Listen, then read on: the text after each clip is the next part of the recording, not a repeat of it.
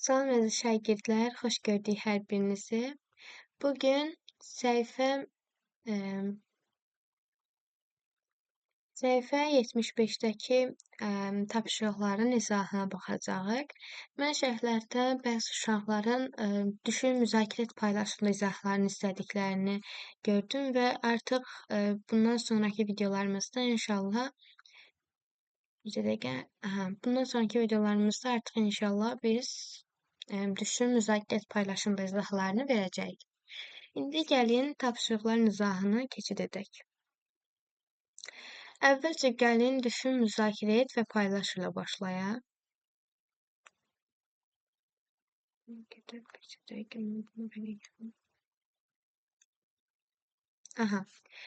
Düşün, müzakirə et, paylaş.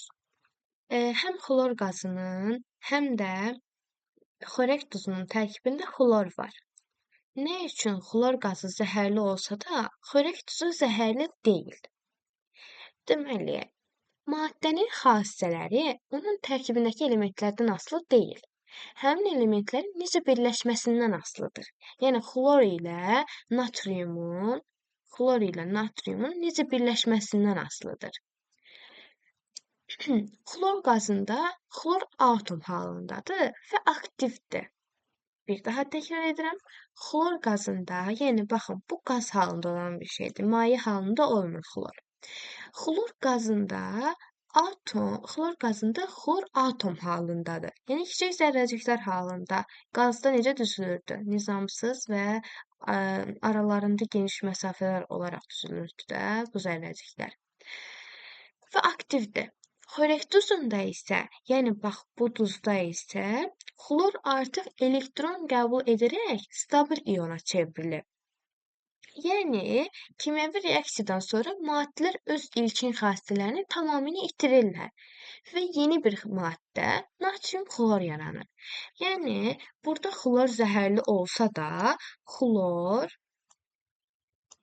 görünür burada. Yox, belə keçək. Bir dəqiqə. Yəni uşaqlar, xlor reaksiyanı yazıram sizlər üçün. Xlor natrium ilə birləşib və natrium xlor əmələ gətirir.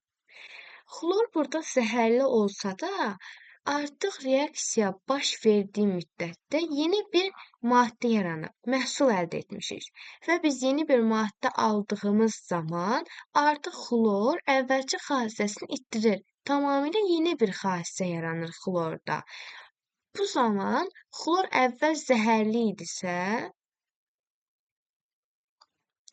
amma indi artıq zəhərsiz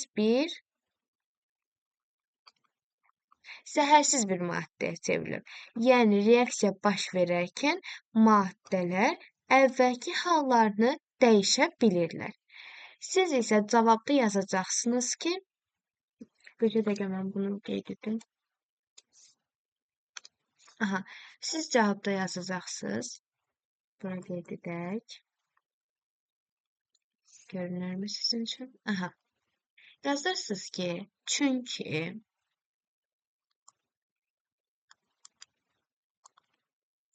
maddələr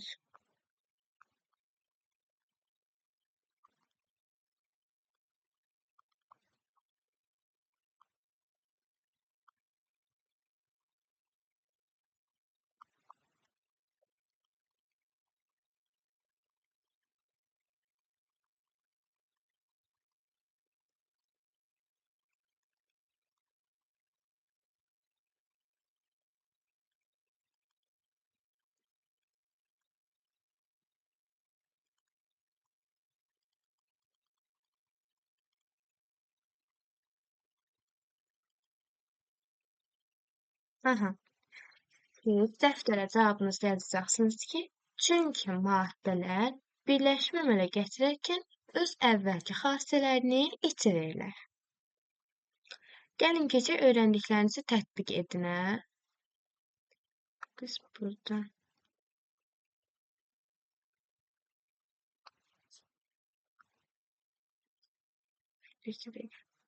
bunları silərik. Neysə, gəlin keçək öyrəndiklərinizi tətbiq edinə. Lövhəni təmizlədim. İndi isə öyrəndiklərinizi tətbiq etmə, gəlin keçid edək.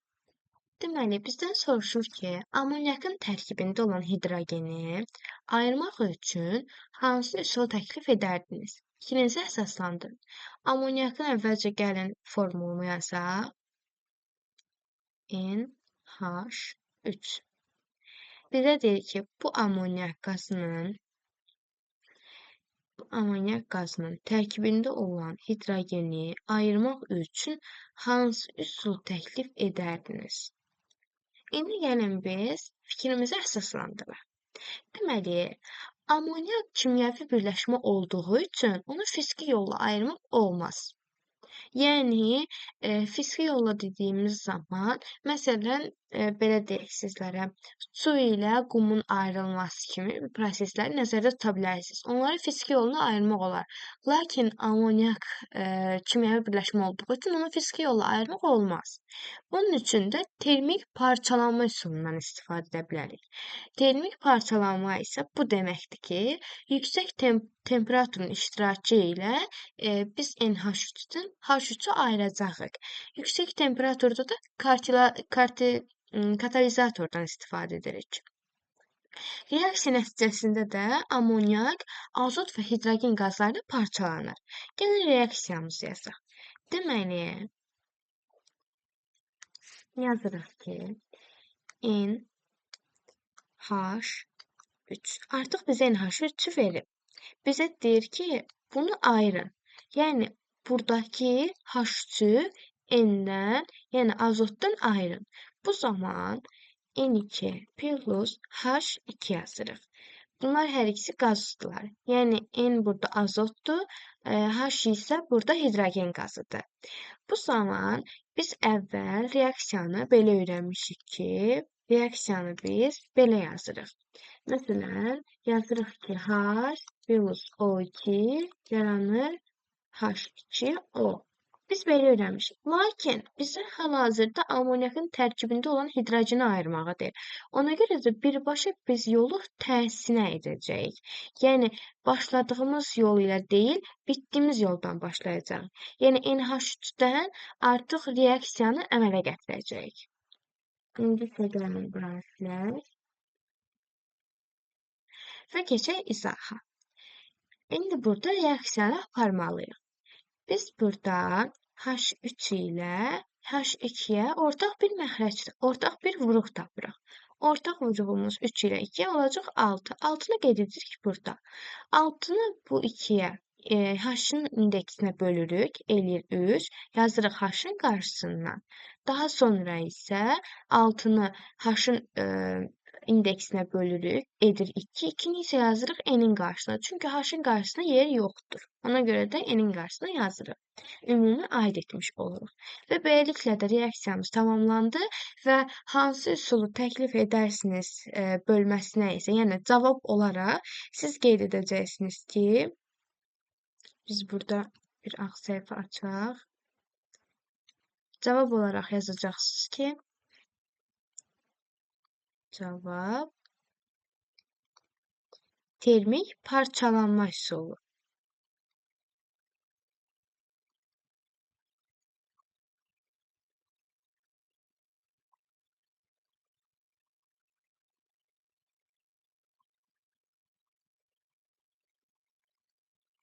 Bu qədər.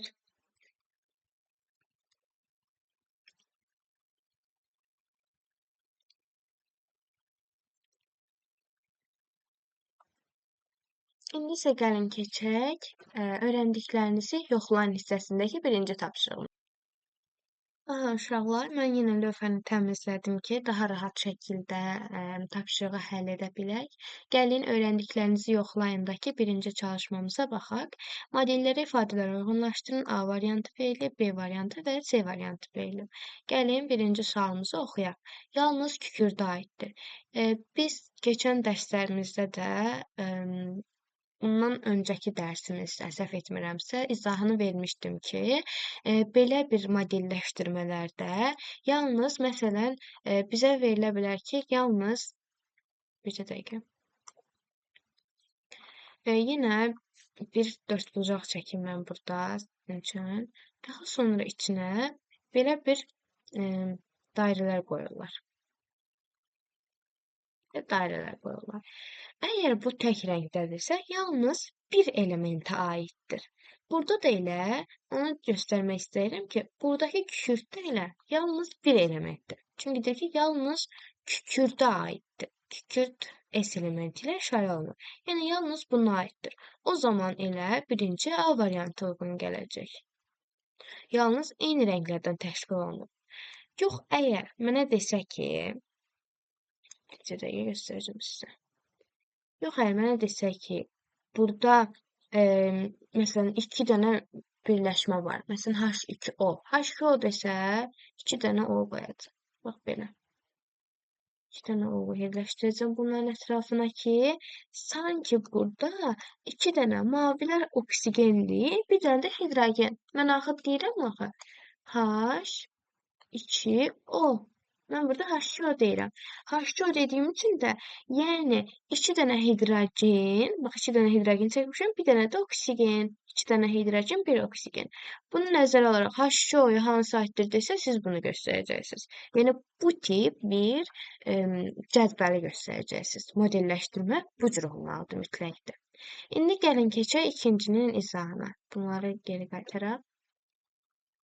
Aha, deməli, biz burada modelləri ifadələrə uyğunlaşdırırıq. Biri uyğunlaşdırdıq nəyi?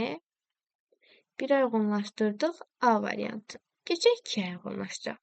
Dəmir və kükürt qarışığına aiddir. Dəmir və kükürt qarışığına aiddir. İndi biz burada B variantını uyğun görürük. Çünki şəkildə iki fərqli növ, yəni bir boz rəngdə, bir də ağ rəngdə verilibdir. İki fərqli növ atom bir-birinə birləşmədən sərbəst şəkildə qarışıq halındadır. Yəni bunlar sərbəst şəkildə qarışıq halındadırlarsa, deməli dəmir və kükürt qarışığına aiddir. Çünki burada qarışıq deyir bizə, birləşmə demir. Əgər birləşmə desə, biz baxın burada elə bizdən birləşməsini soruşur. Birləşmə desə bu şəkildə elementlərin birləşməsidir. Reaksiyadan hazır məhsul göstərərdi. Axı bizə dəmir və kükürt qarışığına aiddir. Yəni artıq burada buradakı atomlar bir-birinə birləşmədən sərbəst şəkildə qarışıq halında olanı tapmalıyıq. Ona görə də 2 B variantı uyğun gələcək. Keçək üçüncüyə. Üçüncüyə isə məlum məsələdir ki, C variantı uyğun gəlir. Bunun səbəbi isə burada deyir ki, yalnız ferium S birləşməsinə aiddir. Burada şəkildə iki fərqli atomun bir-birinə, yəni iki fərqli atomun bir-birinə kimyəvi rabitə ilə bağlandığını, yəni bağlanan molekullar göstərir. Bax, bunlar molekuldur. Bunlar ayrı molekuldur, bu da ayrı molekuldur. Biz birinci suala görə aydın etdik ki, bu ağlar S-dir. Bunlar isə feriumdur. Yəni iki dənə fərqli maddələr, iki fərqli atomlar bir-birinə kimyəvi rabitə vasitəsilə birləşiblər. Əsas məsələ burada bax bu sözdədir. Birləşməsində bir də qarışığında. Qarışıq deyərsə bu tip modellər götürürük. Yəni maddələr bir-biri ilə birləşmədən sadəcə olaraq dağınıq yaxud da nizamlı şəkildə də ola bilər. Bunun heç bir fərqi yoxdur. Nizamsız, dağınıq fərqi yoxdur bunun. Sadəcə olaraq maddələr bir-birindən aralı şəkildə, yəni birləşmə kimi göstərilməməlidir. Yaxud da belə də ola bilər birləşmə. Müxtəlif versiyaları vardır bunun. Yəni birləşmə halında olmadan verilən belə modellər qarışığa aiddir. Yox, əgər iki maddə bir-birinə bax bu şəkildə birləşibsə, deməli bu artıq birləşmə adlanacaq. Adı üstündə birləşib deyirik. İndi lövhəni təmizləyim, daha sonra keçək ikinci tapşırığa. Uşaqlar, mən yenə lövhəni təmizlədim. İndi isə gəlin keçək ikinci öyrəndiklərinizi yoxlayın ikinci tapşırığına və eləcə də sonuncu tapşırığına. Deməli, hansıların tərkibində azot öz xassələrini saxlamır? Fikrinizi əsaslandırın. Deməli, biz burada baxırıq ki, hava verib A variantında, B variantında amoniak verib, C variantında isə naşatır spertin verib. Əvvəlcə mən sizə bunu bildirim ki, mən əminəm ki, siz nə vaxtsa havanın formuluna rast gəlməmisiniz. Suyun formulunu bilirsiniz ki, H2O-dur, amoniakın formulu NH3-dür və sairə.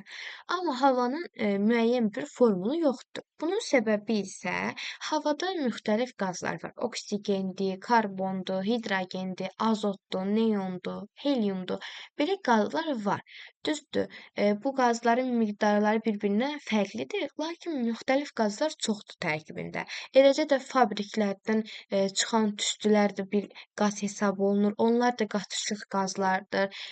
Hansı ki, bunlara biz aid edə bilərik karbon qazını və ona görə də, yəni burada sabit bir miqdar yoxdur, sabit bir qazlar nə qədər qaz var. Bunların heç birinin sayı dəqiq olmadığı üçün havanın formulu yoxdur. Yəni havada artıq birləşmə baş vermir. Formul nə deməkdir? Burada məsələn H2O formulunda hidrogenlə oksigen birləşib. Amma havada biz dedik ki, heç bir birləşmə yoxdur. Çünki havanın formulu yoxdursa, deməli hava bir birləşmə deyil. Sadəcə olaraq qarışıq əmələ gətirən maddələr var. Öz fərdi xassələrini saxlayırlar. Ona görə də saxlamayanları soruşur, amma A variantını çıxırıq, çünki A variantı öz fərdi xassələrini saxlaya bilirlər. Həmçinin günəşdə fikir versək partlama olur. Bu partlayışların səbəbi nədir? Odur ki, ya oksigen qazı artır, ya hidrogen qazı artır, nə bilim karbon qazı artır. Bunların səbəbidir. Yaxud da azalırlar. Karbon deyirəm, hidrogen qazı gəlir günəşə çatır. Yəni o qədər çoxalır ki, artıq gəlir günəşə çatır və bunun nəticəsində partlayışlar baş verir. Bunlar da eləcə də havanın bir formulunun yaranmamasına səbəb olan amillərdir. Deməli, hava aid deyil. İndi keçirik B variantı amoniaka. Amoniak formulu NH3-dür. Yəni artıq amoniakın formulu var. Aha. Yəni amoniakın artıq bir formulu var. Yəni amoniak bir birləşmədir. Amoniakda olan bu birləşməyə görə də, deməli burdakı maddələr deməli burada amoniakın artıq özünün xüsusi bir birləşməsi var. Yəni xüsusi bir formulu var. Amoniakda isə azotla hidrogen arasında kimyəvi rabitə yaranıb. Yəni birləşmə əmələ gətirib. Birləşmə əmələ gətirdiyi üçün öz ilkin xassəsini itirib. Artıq məsələn buradakı azot əvvəlki xassəsində, məsələn qaz halında idisə, indi artıq çevrilib başqa bir hala. Məsələn necə ki H2O-da mən burada H2O-nu tez-tez misal göstərirəm ki, daha çox tanış olduğumuz H2O-dur. Amoniak ilə təzə-təzə tanış olmusunuz. Naşatır spirti ilə təzə-təzə tanış olduğunuz üçün mən sizə H2O ən asan gələn bir element ilə izah etmək istəyirəm. Deməli, burada H2H əvvəlcə qaz halında olur. Sonra O ilə birləşir, elə O da qaz halındadır. O ilə birləşərək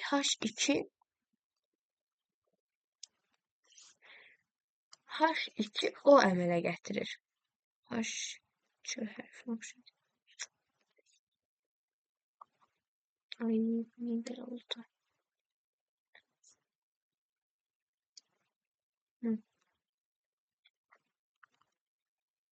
Aha. Deməli, burada H2O əmələ gətirib. Artıq H2O əmələ gətirib. H2O nə deməkdir? Su deməkdir. Su isə nə halındadır? Maye halındadır. Yəni qaz halında olan maddələr artıq çevrildi maye halında olan maddəyə. Yəni eləcə burada da azot ilə hidrogen reaksiyaya girərək əvvəlki xassələrini itirdilər. Maye idisə qaza çevrilir, qazdırsa mayeye çevrilir və s. Ona görə də öz xassələrini saxlamayanlara aiddir B variantı. B variantını dairəyə ala bilərik. Daha sonra keçək naşatır spirtinə C variantında. Deməli, naşatır spirti isə amoniakın suda məhluludur. Yəni, amoniak qazının NH3-ün suda qarışdırılmış bir məhluludur.